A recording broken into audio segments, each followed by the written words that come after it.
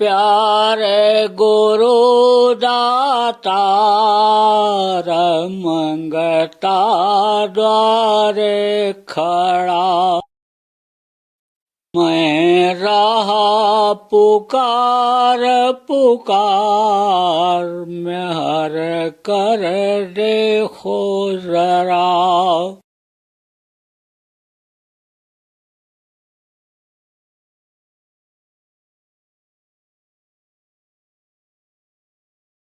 मौज के धनी होते हैं, सब उनके जीव होते हैं। किसी भी लोक में चले गए और वहीं अपना मजमा लगा दिया, वहीं सत्संग सुनाने लग गए। तभी तो जीवों की इच्छा पैदा होती है, जीवों को वहाँ भी तब घर याद आता है। तभी तो ऊपरी लोक के जीव उनसे प्रार्थना करते हैं कि लेते चलो लेते चलो लेते चलो, अपने साथ ले चलो। उनके पावर को समझते हैं लेकिन ले नहीं जाते हैं, सिस्टम से काम करते हैं। जैसे आपको बताया था कि एग्रीमेंट होता है, एक तरह से वादा होता है कि हम साथ नहीं लाएंगे, हम समझो कि अपने उनको साथ लाएंगे नहीं, हम उन्हीं के द्वारा युक्ति करा करके और फिर यहाँ पहुँचाएंगे, सतलोक पहुँचाएंगे, घर उनके पहुँचाएंगे। तो मृत्युलोक में जन्म दिला देते हैं। वो उनको क्या कहा गया है? अंकुरी जीव कहा गया है। तो गुरु महाराज तो चले गए और अभी अगर वो सत्संग में सुनाते समय किसी की इच्छा जगी तो अब भी भेज देते हैं। तमाम अंकुरी जीव हैं। आप साधना करने लगोगे तो अंकुरी जीव दिखाई पड़ जाएंगे। वो जिनकी झलक ऊपर के जो धनी हैं उनकी पड़ जाती है, उनकी रोशनी प्रकाश पड़ जाता है, वो भी अंकुरी हो जाते हैं। तो उस वक्त के जो समर्थ गुरु होते हैं उनके पास वो पहुंच जाते हैं, वो उनको खींच लेते हैं। तो आप प्रेमियों इस बात पर विश्वास करो कि गुरु महाराज अपने सक्षम थे और आपके सूरत को उन्होंने काल के हाथ से ले लिया है और हमेशा वो गुरु पथ पर आपकी संभाल के लिए सतलोक से आते रहते हैं, क्योंकि जो वादा किया है निभाना पड़ेगा। वादा किया उन्होंने गुरु महाराज ने कि हम आए वह देश से जहाँ तुम्हारो धाम, तुमको घर पहुँचाऊना एक हमारो काम, एक लक्ष्य एक उद्देश्य कि हम तुमको तुम्हारे घर पहुँचा करके ही दम लेंगे। गुरु महाराज ने कहा था चाहे हमको 400 वर्ष रहना पड़े लेकिन हमको तुम्हारा काम सब करना है। अब आप ये समझ लो कि पहले 400 वर्ष लगता ही था लोगों को। प्रथम जन्म गुरु भक्ति कर, दूसर जन्म में नाम, तीसर जन्म में मुक्ति पद, चौथे में निज धाम। चौथा जन्म जब लेता था तब निज धाम पहुँचाते थे। लेकिन अब बहुत आसान हो गया प्रेमियों। देखो ये मन जो है ये सतयुग में हाथी के समान शक्तिशाली था, त्रेता में घोड़े के समान, और आप ये समझो द्वापर में बकरी के समान, और कलयुग में चींटी के समान कमज़ोर हो गया। लेकिन अगर आप बालू में मिट्टी में चीनी मिला दो तो हाथी नहीं निकाल पाएगा, चींटी चीनी को निकाल लेगी, पकड़ लेगी। तो मन तो ये मलिन हो गया, लेकिन ये मन जैसे दुनिया की तरफ से हटता है तैसे ये शब्दों को पकड़ लेता है। देर नहीं लगती है पकड़ने में, लेकिन इधर से मुख मोड़ना पड़ता है, क्योंकि जो जीवात्मा का लगाव है वो इंद्रियों की तरफ हो गया। मन को इंद्रियों से रस मिलने लग गया, खुराक मिलने लग गया। तो जीवात्मा से जब दोस्ती उसकी हो गई तो जीवात्मा का भी इधर ही ध्यान हो गया। भूल गई अपने देश को, अपने पिता को, अपने पीहर को, मायका जिसको कहा गया उसको भूल गई, जहाँ से आई उसको ये भूल गई। जब ज्ञान हो जाता है, युक्ति मालूम हो जाती है, तो जब इधर से ध्यान हटता है तब इस जीवात्मा की पावर को आप देखिए। ये बड़े बड़े देवी और देवताओं की रचना कर सकती है, स्वर्ग वैकुंठ ये बना सकती है, इसमें इतनी पावर है। परमात्मा की अंश जीवात्मा, जैसे बादशाह का कोई बेटा हो तो समझो कि उसको भी काफ़ी पावर रहता है। आप देखो कि जो कोई अधिकारी की औरत है, बड़े नेता की औरत है या प्रतिष्ठितवान की औरत है, उसको भी पावर रहता है। दो दर्जा भी न पढ़े हो और अगर पति मास्टर है तो मास्टरनी ही बोली जाएगी। वो कुछ न पढ़े हो, 5 दर्जा पढ़े हो, लेकिन वकील की औरत है तो वकील नहीं बोली जाएगी। तो आप ये समझो कि ऐसी ये उदाहरण देकर बातें इसलिए समझाई जा रही हैं कि समझ जाओ। तो जैसे DOG डॉग माने होता है कुत्ता, और पलट के पढ़ो उधर ऐसे, तो GOD गॉड माने परमात्मा। तो जब ये इधर से मुखातिब होती है और उधर जब ये जाती है तो सोई जाने के देव जनाई, और जानत तुम्हें हो जाए, पूरी पावर इसमें आ जाती है जीवात्मा की। तो कहने का मतलब ये है, गुरु महाराज जैसे समर्थ संत आपको मिले, गुरु महाराज जैसे समर्थ गुरु आपको मिले, मनुष्य शरीर आपको अनमोल मिला, देव दुर्लभ शरीर ये आपको मिला, और फिर आप दुखी रहो, दुनिया में झकोले खाओ। आप समझो कि मगता से मांगो, भिखारी से मांगो। अरे उससे मांगते हो कि जो उस प्रभु से मांगता रहता है, वो भी मांगता ही रहता है। कभी जल्दी किसी का पेट भरता है? आप ये समझो, लोग दूसरे को आशीर्वाद देते कि दूधो नहाओ, पोतो फलो, ये आशीर्वाद देते थे। तो आपको समझने की ज़रूरत है, इच्छाएं अनंत हैं। यह मन इच्छा पैदा करता रहता है, और जैसे इच्छा, इस तरह की इच्छा में इच्छा पैदा होती है, इस तरह से बढ़ती है कि जैसे आग में घी डाल दो तो बुझने के बजाय आग और तेज जल जाती है। तो प्रेमियों, यानी समझो आपकी गुरु की दया आपको मिल सकती है। गुरु की दया के घाट पर जब आप बैठोगे तो ये कौन सा घाट है? यह नदी का घाट नहीं है। घाट किसको कहते हैं? ये घट में घाट है, अपने घट में घाट है। आप ये समझो कि जहाँ ये नाका है, जहाँ से जीवात्मा निकलती है, जहाँ ये पिंड यानी समझो कि छूटता है, अंडरलोक में जहाँ जीवात्मा जाती है, ब्रह्मांड की तरफ जहाँ से बढ़ती है, वो जो नाका है वो है घाट, अंदर का वो घाट है। लेकिन कोई ये कहे कि हम उस घाट से आपको खींच कर निकाल देंगे, तो समर्थ संत जो आते हैं वो भी ऐसा नहीं करते, कराते हैं, वो करना पड़ता है। अब उसमें दया हो जाती है। बार बार जब सत्संग सुनते रहते हैं, सत्संग के वचनों की चोट जब पड़ती रहती है, तब यह मन मान जाता है। जब संकल्प अच्छे समय पर सत्संगों में या संतों के पास बना लिया जाता है, तब यह मन समझाने पर मान जाता है और बैठने की आदत ये डाल देता है। तब आदमी थोड़े समय के लिए दुनिया को भूलता है, क्योंकि एक साथ दो हुई न भुआलू, हंसत ठठा फुलाइब गालू, गाल भी फुला लो और ठट्ठा के भी हंसो, दोनों काम ये नहीं हो सकता है। तो जब दुनिया की तरफ नज़र रहेगी, दुनिया को चाहोगे तो दिन कैसे मिलेगा।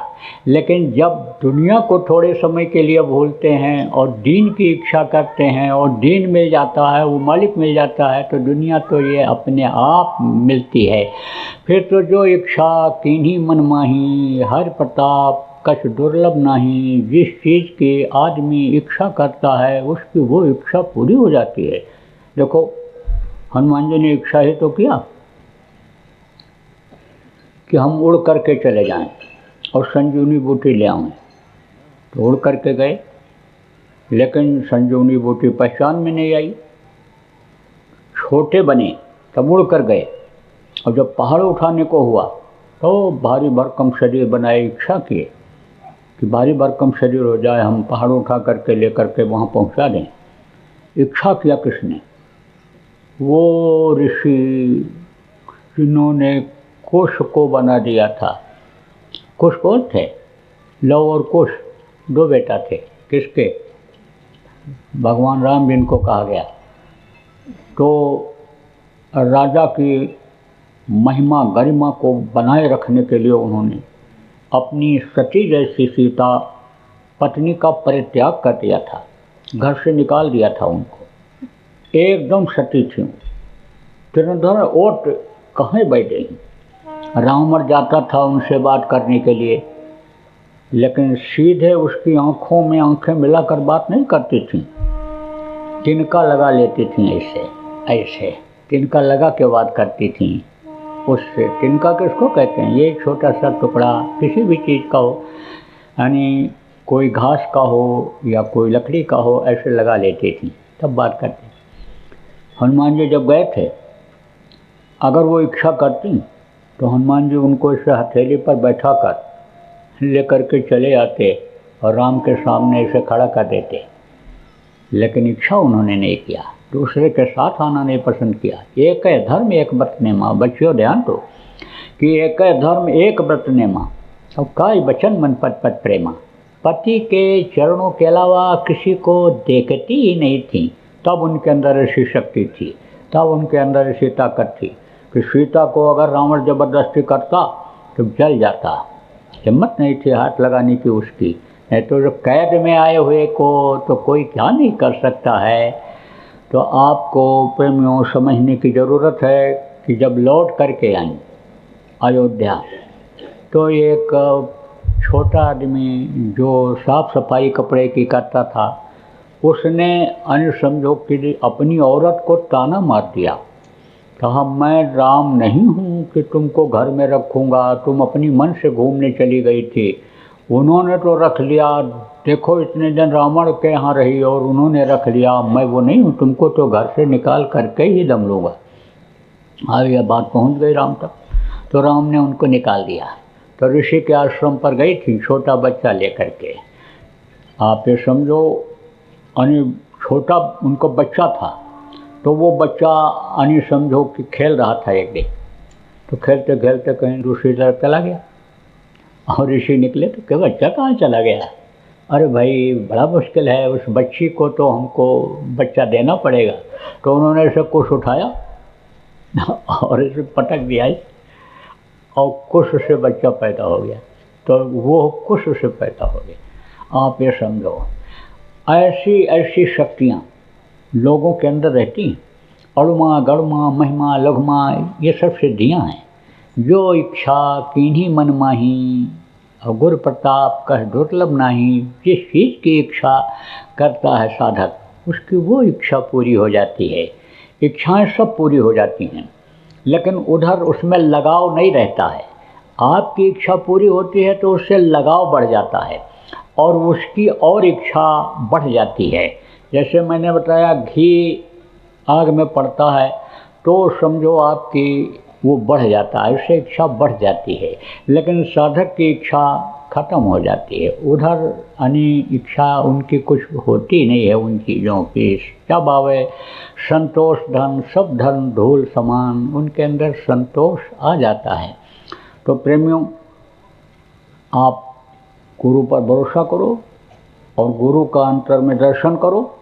गुरु महाराज का दर्शन अभी आपको हो सकता है, और जब होने लग जाएगा, थोड़ा मेहनत करोगे, प्रयास करोगे, तड़प अंदर में जगाओगे, तो दीन बंधु दीनानाथ दयालु उनका नाम है, गरीब परवर उनका नाम है। जब सब पर दया करते हैं तो खुद आप सौतेले बेटा तो हो नहीं, आप पर भी दया हो जाएगी। तो मैं आपको बता रहा था संतों के दर्शन का लाभ। राजा को जवाब मिल गया। तीसरा सवाल था राजा का महात्मा जी से, महाराज जी ये तीसरा सवाल और अंतिम सवाल है, आप बताओ कि सेवा का लाभ क्या मिलता है। तब उन्होंने कहा चले जाओ नदी के किनारे, वहाँ तुमको कुछ दिखाई पड़ेगा, वहाँ तुमको कोई मिलेगा, उससे तुम्हारे सवाल का जवाब मिल जाएगा। तो गए, देखा इधर उधर तो कोई दिखाई नहीं पड़ा। देर तक बैठे रहे, कुछ नहीं दिखाई पड़ा। फिर उठे, फिर एकदम से ऐसे चारों तरफ देखने लगे तो देखा थोड़ी दूर पर नदी थी, नदी के किनारे एक जवान आदमी मरा पड़ा हुआ था। एकदम अभी जल्दी ही उसका शरीर छूटा था, प्राण निकले थे उसके। तो इन्होंने सोचा भाई मर गया बेचारा, समय हो गया, देखो अनहोनी तो हो गई, इसको उम्र पूरी करने के बाद मरना चाहिए था, लेकिन जवानी में ही चला गया। फिर उन्होंने सोचा क्या मालूम ट्रांसमाइग्रेशन हुआ हो, किसी ने इसकी आत्मा को समझ लो कि निकाल लिया हो, ऐसा भी होता था, अब भी होता है ऐसा। ये क्रिया है कि एक जीवात्मा दूसरे शरीर में प्रवेश कर जाती है। गुरु गोरक्षनाथ को भी एक क्रिया आती थी, वो भी प्रवेश किए थे। तो आपको ये समझो कि ऐसी ये क्रियाएं सब हैं। गला काट देते थे और फिर उसके बाद जोड़ देते थे, ये सब क्रियाएं हैं, ये कहीं गई नहीं है। ये विद्या कहीं गई नहीं है, भारत देश की ही विद्या है और भारत में ये विद्या है। कुछ चीज़ें भारत के दूसरे देशों में पहुंची हैं, जैसे गुरु महाराज का नाम 32 देशों में पहुंचाया गया, वहाँ फोटो लगाया गया।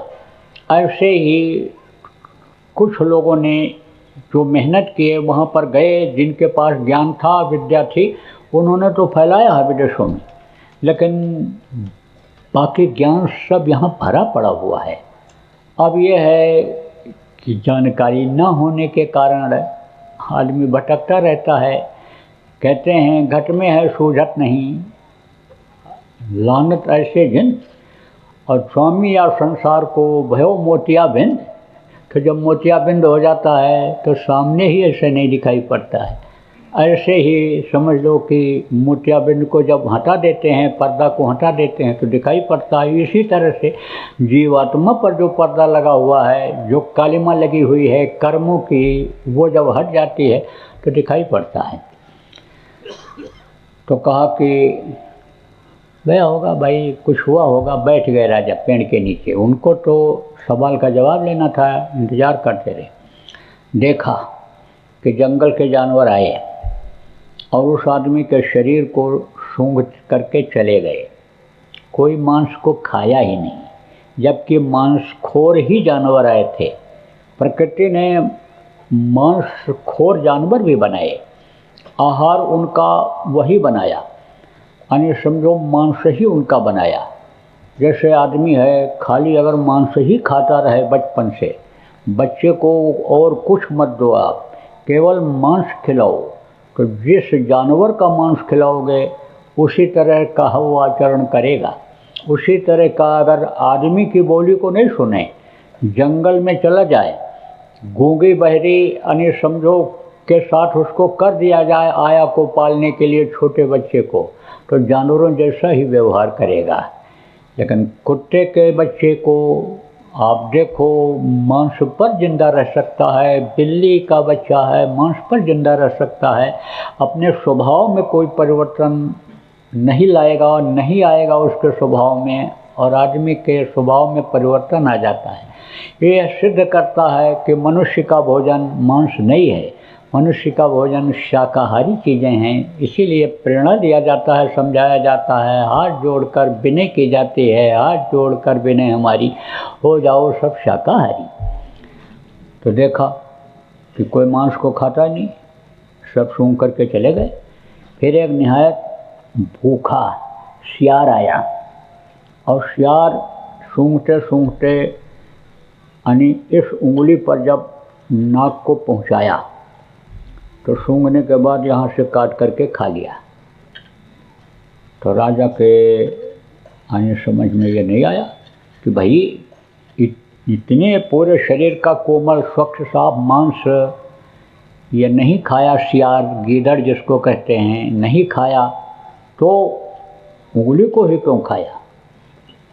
तो देखो भाषा का ज्ञान हो जाता है। सारी भाषाएं ये अंदर से निकली हैं, सारे अक्षर ये अंदर से निकले हैं। आपको बताया कि ये चक्र हैं, जैसे ये कंठ चक्र आद्या महाशक्ति का स्थान बताया गया, हृदय चक्र, यहाँ पर शिव और पार्वती का स्थान है।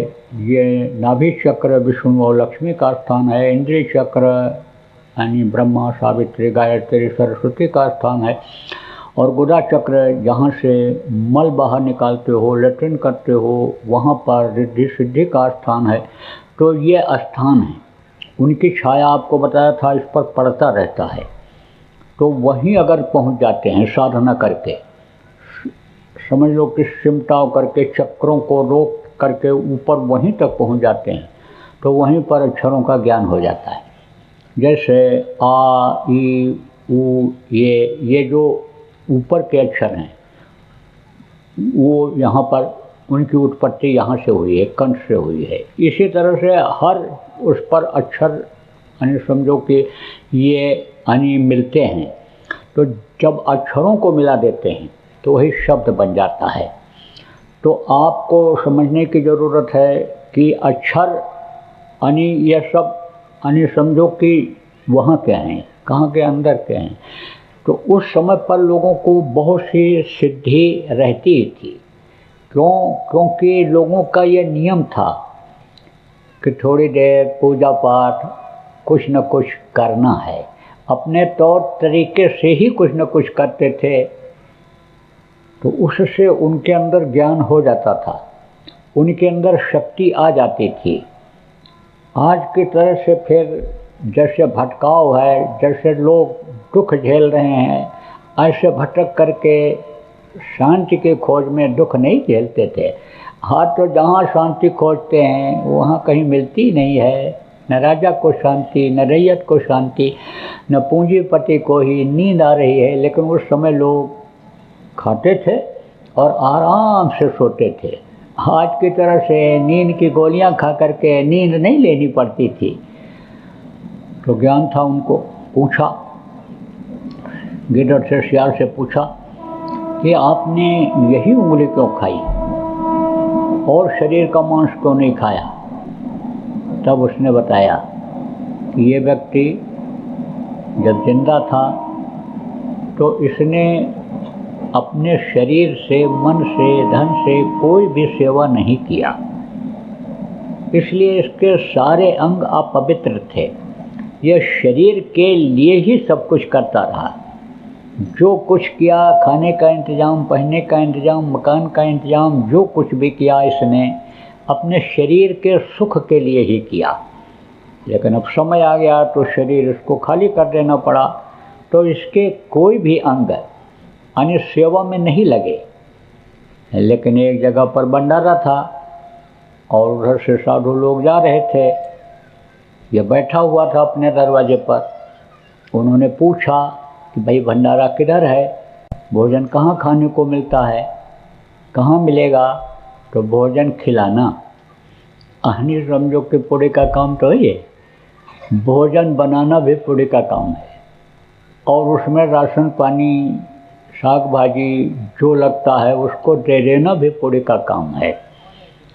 आप ये समझो, जिस तरह से मांस को काटते हैं, लाते हैं, पकाते हैं, खाते हैं, खिलाते हैं, सबको बराबर पाप लगता है। ऐसे ही यह अच्छा काम करने में जो सहयोग करते हैं उनको सबको लाभ मिलता है, बराबर लाभ मिलता है। तो कहा कि इसने तो केवल उंगली से इशारा किया। वो लोग भूखे थे, इसका कोई भंडारे में योगदान नहीं था, घर के पास में ही भंडारा चल रहा था, तो इसने ऐसे उंगली से बता दिया था। उधर मुंह से भी नहीं बोला, बस उंगली से बोल दिया था, ऐसे दिखा दिया था तर्जनी उंगली को। तो इसकी ये उंगली पवित्र थी, तो वही मैंने खाया। राजा के समझ में आ गया, भाई सेवा का भी बहुत बड़ा महत्व है और सत्संग का भी बहुत बड़ा महत्व है और संत के दर्शन का भी बहुत बड़ा महत्व है। तो कहते हैं बड़े भाग्य पायो सत्संगा। तो जब दया होती है उस प्रभु की, गुरु के, तब सत्संग मिलता है। देखो, नाम दो तरह का होता है। एक तो वर्णात्मक नाम होता है जो मुंह से लिया जाता है। जैसे मैंने बताया कि जो ये अक्षर हैं, अक्षर को मिला दिया जाता है तो समझो कि वो शब्द बन जाता है, तो वो मुंह से बोला जाता है। तो मुंह से जो बोला जाता है वो वर्णात्मक नाम होता है। लिखने पढ़ने में भी आता है, लिखन पढ़न और कहन में आया, उसको वर्णात्मक गाया। और एक होता है ध्वन्यात्मक नाम। ध्वन्यात्मक नाम को पढ़ा नहीं जा सकता है, देखा नहीं जा सकता है, सुना जा सकता है और उसकी शक्ति का अनुभव किया जा सकता है, तो वो होता है ध्वन्यात्मक नाम। और वर्णात्मक नाम होता है, मुंह से लिया जाता है, मायक होता है। मायक किसको कहते हैं? जो माया के इस लोक में जन्म लेते हैं, माँ के पेट में बनते हैं, पलते हैं, बाहर निकलते हैं और काम अपना बनाने के लिए, दूसरों का बनाने के लिए कोई नाम को उस प्रभु से जोड़ते हैं, जगाते हैं, तो उस नाम में ताकत आ जाती है। तो समय समय पर परिवर्तन के समय में, बदलाव के समय में महापुरुषों को नाम जगाना पड़ा है। त्रेता में देखो, जब अत्याचार, पापाचार, दुराचार बहुत बढ़ गया था, राक्षस मांस के टुकड़ों को काट काट करके यज्ञ कुंडों में डालने लगे थे। दुजमख भोजन होम शराधा, जाय करो इनकर तुम बाधा। ऐसे समय में गाढ़ तनय मन चिंता व्यापी, हरि बिन मरहि न निश्चर पापी।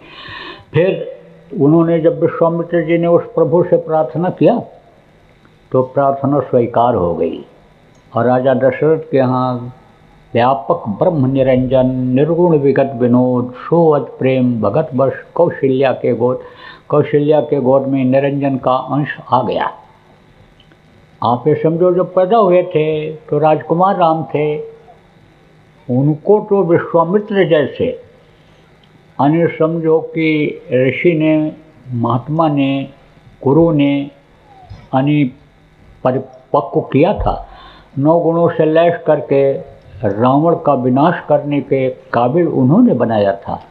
मर्यादा उन्होंने सिखाई थी, इसीलिए एक ही हुक्म पर, पिता के आदेश पर, राजगद्दी पर उन्होंने ठोकर मार दिया था। तो राम नाम उन्होंने जगाया था। और राम नाम किस लिए जगाया? अपना काम पूरा करने के लिए, धर्म की स्थापना के लिए, दुराचारी का संहार के लिए राम नाम को उन्होंने जगाया था। और विश्वास भी लोगों को दिलाया उस नाम से।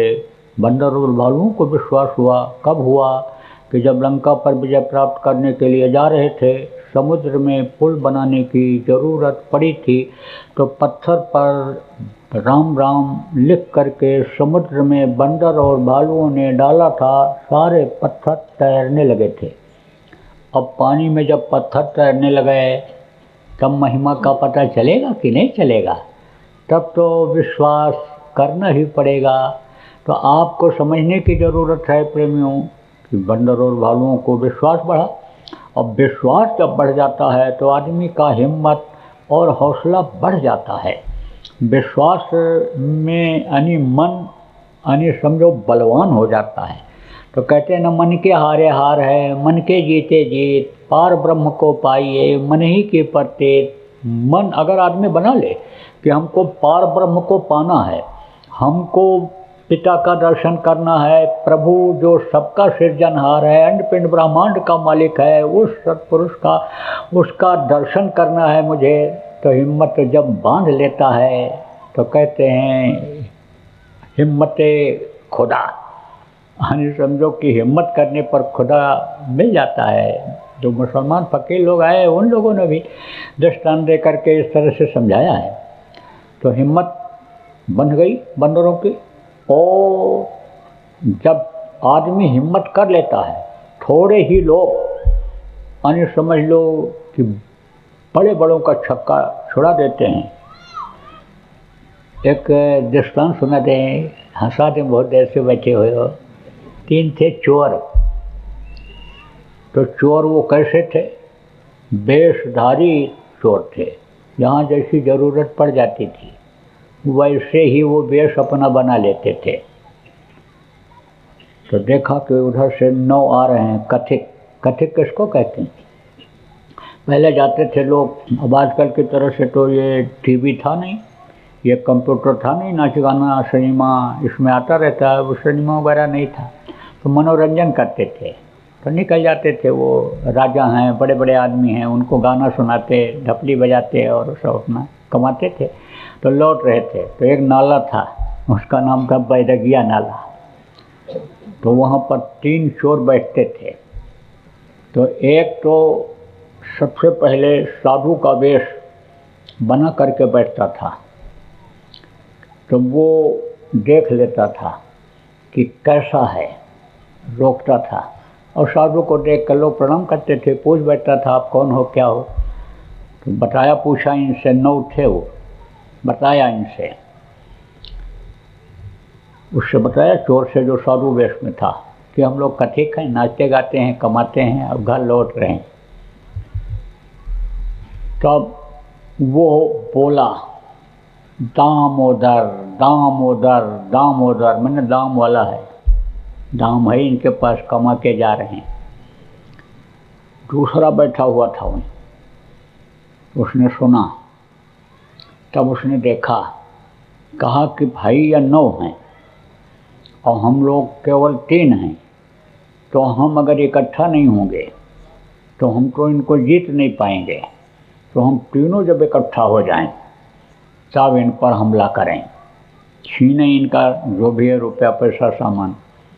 तब वो बोला, नारायण नारायण नारायण। नारायण का मतलब नाले में चलने दो, तब इनसे लूटा जाए, मारपीट किया जाए। तो अभी आवाज़ वहाँ तक पहुँच गई। तो वो बोला, बांस दो बांस दो बांस दो, मतलब लठ बांस का, तब मारा जाए। तो योजना उनकी बन गई। अब ये जब वहाँ पहुँचे, रोका, रख दो सब सामान, यहीं पर रख दो। तीनों चोर इकट्ठा हो गए, वेश बदल के पहुँच गए, फिर चोर बन गए, साधु का वेश उतार दिया फटाफट, और फिर वहाँ पहुँच गए और कहे रख दो जो कुछ भी है तुम्हारे पास। तो इन्होंने कहा हमारे पास क्या है, अरे हम तो तुमको नाच गाना सुना करके मनोरंजन तुम्हारा कर देंगे। बोले कुछ नहीं, मनोरंजन हमको ज़रूरत नहीं है, हमको तो ज़रूरत है पैसे की तुम्हारे। तब बोले अच्छा तो हमको थोड़ा सुना लेने दो, सुनने में क्या दिक्कत है, फिर तो हमको देना ही देना है, आप लोग ले ही लोगे, हमको मालूम है, हमको तो देना ही देना है, हमको तो खाली हाथ जाने है, लेकिन सुन तो लो। तब बोले अच्छा तो सुनाओ। तब गाने में ही उन्होंने अनिश्चित कर लिया कि बैरगिया नारा जुलुम जोर, 9 कथिक नचावें 3 चोर, और जब तबला बाजे धीन धीन, तब एक एक पर 3-3। बोले देखो ये 3 चोर हैं, 9 को नचा रहे हैं, और हम लोग 9 होते हुए भी इनका कुछ नहीं कर पा रहे हैं। तो कहे कि जब तबला बजाए तब एक एक पर 3-3 लग जाओ और इन्हीं को मार के गिरा दो, ये जो रखे हैं वही छीन लो, निकल चलो। तो कहते हैं ताकत बढ़ जाती है, हिम्मत बढ़ जाती है। जय गुरुदेव।